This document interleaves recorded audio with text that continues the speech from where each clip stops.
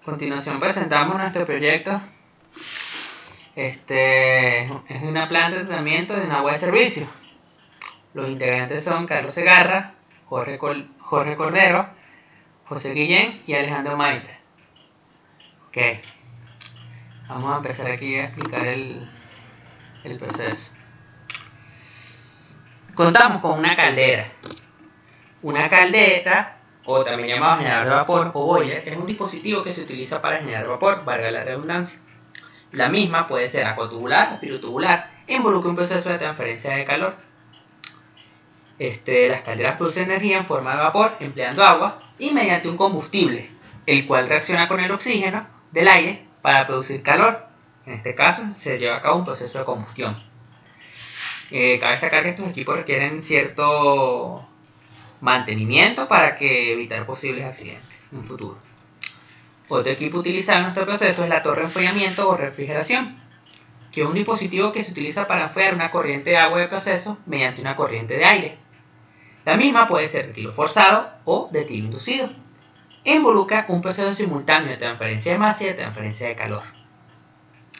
Las torres de enfriamiento tienen como la finalidad de enfriar una corriente de agua por vaporización parcial de esta con una corriente con el consiguiente intercambio de calor sensible, es decir, un calor que no involucra cambio de fase, y también un calor latente, que es un calor el cual involucra cambio de fase, empleando una corriente de aire seco y frío que circula por el mismo aparato. Okay. El agua se utiliza en todo el mundo de las industrias y aplicaciones porque tiene una serie de propiedades valiosas, no es tóxica y se encuentra disponible en muchas partes del mundo. El flujo de agua se puede controlar fácilmente a través de la presión, gravedad y quizás lo más importante para sistemas de agua y refrigeración, proporciona un alto nivel de conductividad térmica, la capacidad de absorber, calentar y transportar. Cuando usamos agua para bajar el funcionamiento de temperatura del equipo o de plantas enteras, se llama agua de enfriamiento. Industrias como energía, pulp, papel, petróleo y gas, etanol, acero, minería, cuero y manufactura las emplean.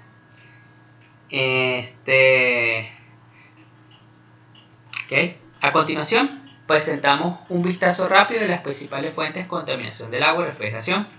Los depósitos de sólido incluyen calcio, carbonato, fosfatos de calcio, que generan dureza, que lo vamos a ver más adelante, magnesio, silicatos, sílices y otros compuestos minerales. Se acumulan en los tubos de los intercambiadores de calor, creando incrustaciones, reduciendo la transferencia de calor, ya que sería una resistencia térmica adicional. En cantidad suficiente puede restringir el flujo del agua, taponamiento. Cuando el calor se reduce, la transferencia, la eficacia de la producción disminuye y la calidad de los productos pueden ser comprometidos. Y el equipo puede sufrir daños por sobrecalentamiento. Las biopelículas restringen severamente la transferencia de calor. Las masas de lodo se unen a sustancias orgánicas y orgánicas. Incrustaciones y sistemas de tapones. Algas y hongos pueden causar un taponamiento, ¿verdad?, extenso. E incrustaciones en los tubos, intercambiadores, líneas de agua, rociadores de torres de boquillas, bandejas de distribución, cribas y llenado. El ensuciamiento microbiológico también constituye a la corrosión debajo de los depósitos, así como el crecimiento de bacterias causantes de la corrosión. Aquí podemos ver un ejemplo de las biopelículas. Ahora la corrosión. La corrosión ocurre cuando se cargan eléctricamente las partículas. Las cargas fluyen a través de componentes metálicos, causando que el metal se oxide y eventualmente perder el espesor. Son un deterioro en el material.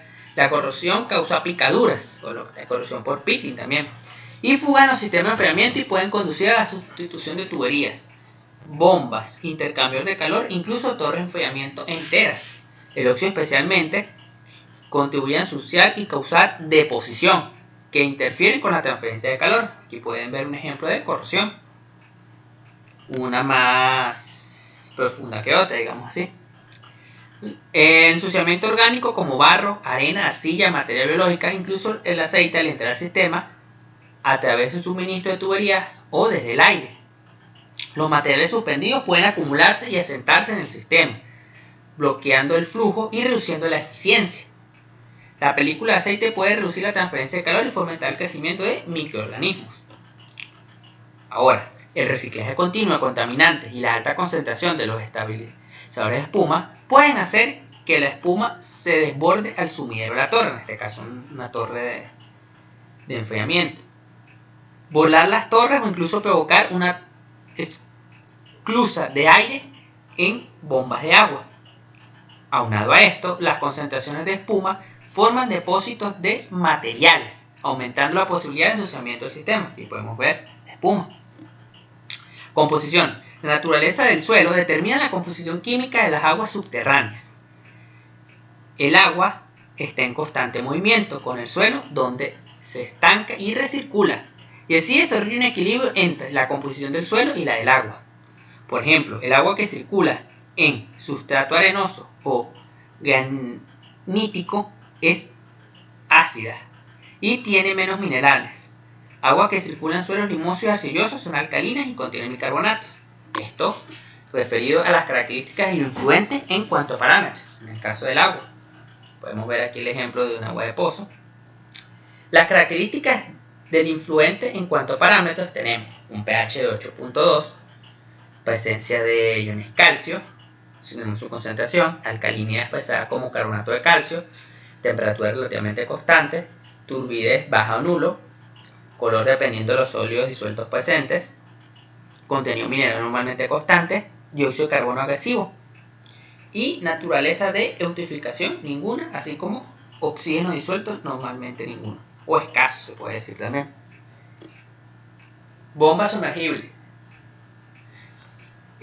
Bueno, la descripción del proceso, tenemos la bomba sumergible, que es un dispositivo que se emplea para desplazar un fluido, aumentando su cantidad de movimiento, en este caso momento. En este caso se emplea específicamente en agua de pozo. Podemos ver la bomba sumergible, tiene un diseño muy particular.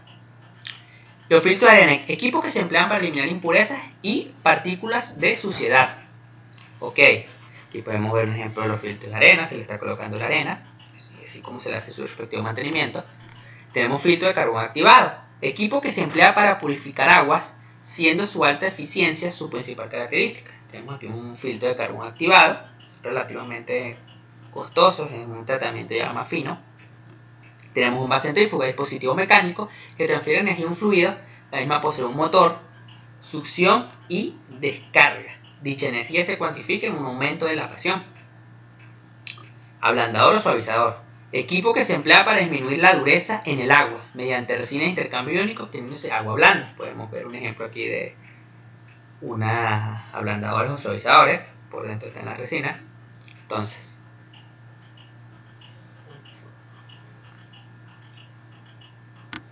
ok, ya va.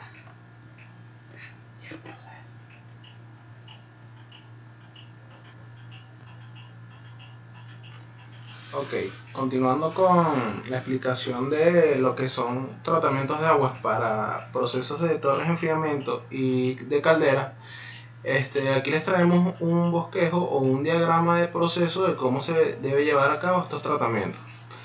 Bueno, inicialmente tenemos un pozo donde se hace la captación de estas aguas. Para ello se utilizan equipos de pretratamiento.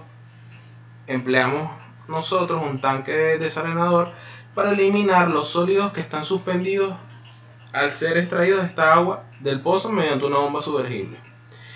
Luego dosificamos con cloro para la eliminación de microorganismos o bacterias que traigan las aguas de este pozo. Después de esto pasamos a filtros de arenas y filtros de carbón activados con la finalidad de eliminar estas partículas y minerales que hay en el agua. En el proceso podemos observar que pasa esta corriente de agua o a través de las tuberías pasa un tanque australiano para almacenar esta agua después de haber sido filtrada. Para pasar a un pulidor.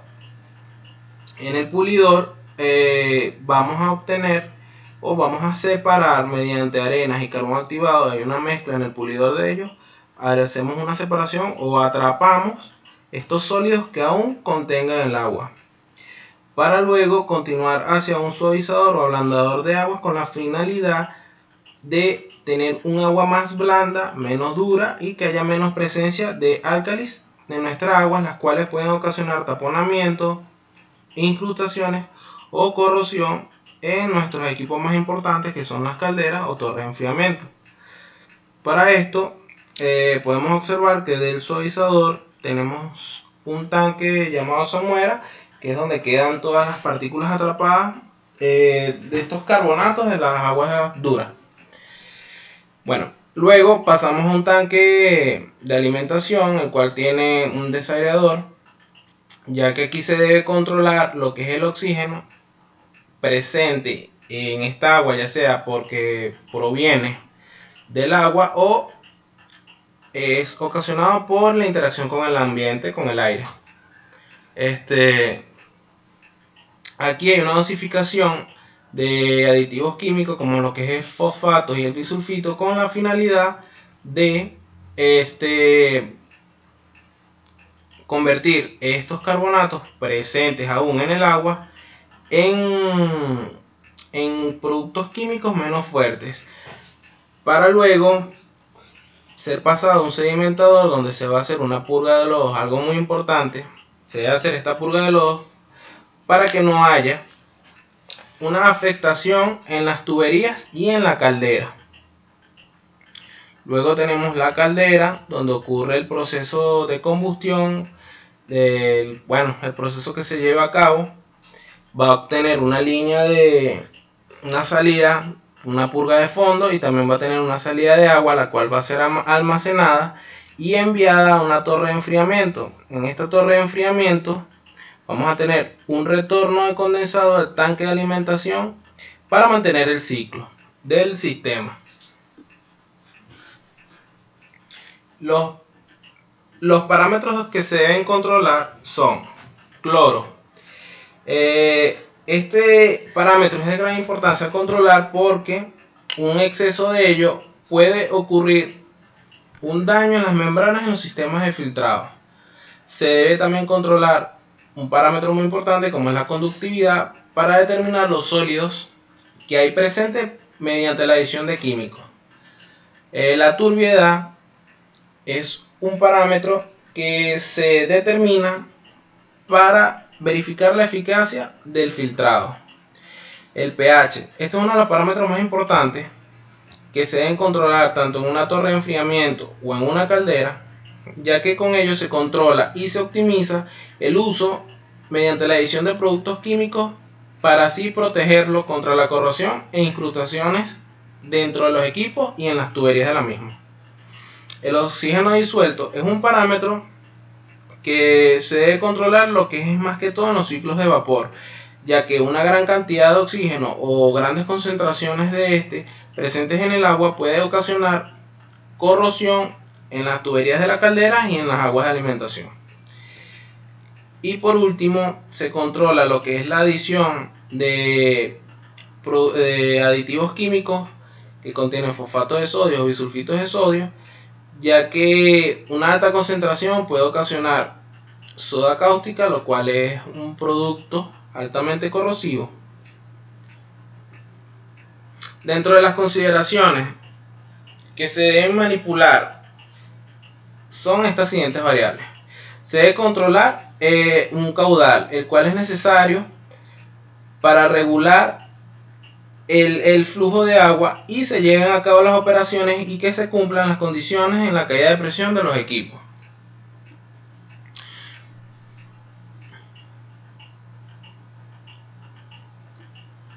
Para la caldera también es importante la purga de fondo, ya que nos permite la expulsión de los posibles lodos generados por la dosificación de fosfatos o bisulfitos de sodio que se hayan agregado anteriormente, con la finalidad de atrapar la dureza, evitando así las incrustaciones.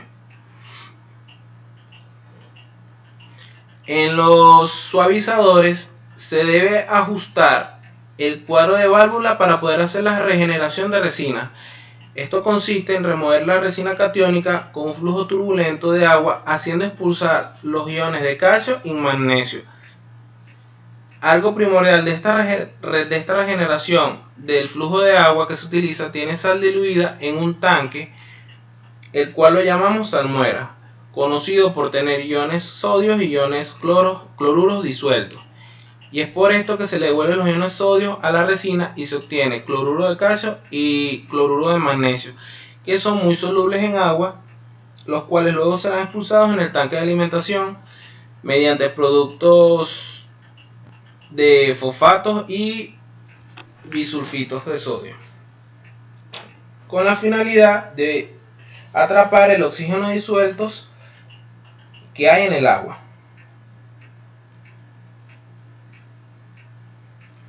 Por último, las características que deben contener los efluentes para ser reusados en el agua tratada tenemos: en la línea de tratamiento de agua que va para la caldera se tiene una corriente que se almacena en un tanque antes de ir a la torre de enfriamiento, que al igual que las calderas es un equipo de intercambio de calor en donde también hay transferencia de masa. Dicha agua es un agua de servicio la cual se retorna e ingresa nuevamente en el sistema, pero una parte de la misma se pierde ya que se difunde en el aire y además se almacena en un tanque de recogida y se envía para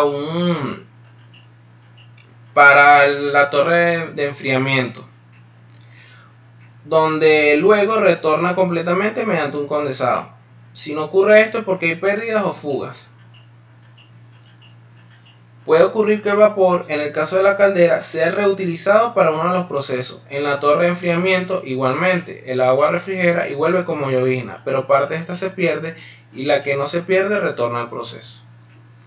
Espero que les haya gustado este planteamiento de una planta de tratamiento de agua para aguas de servicio. ¿Cuánto duró?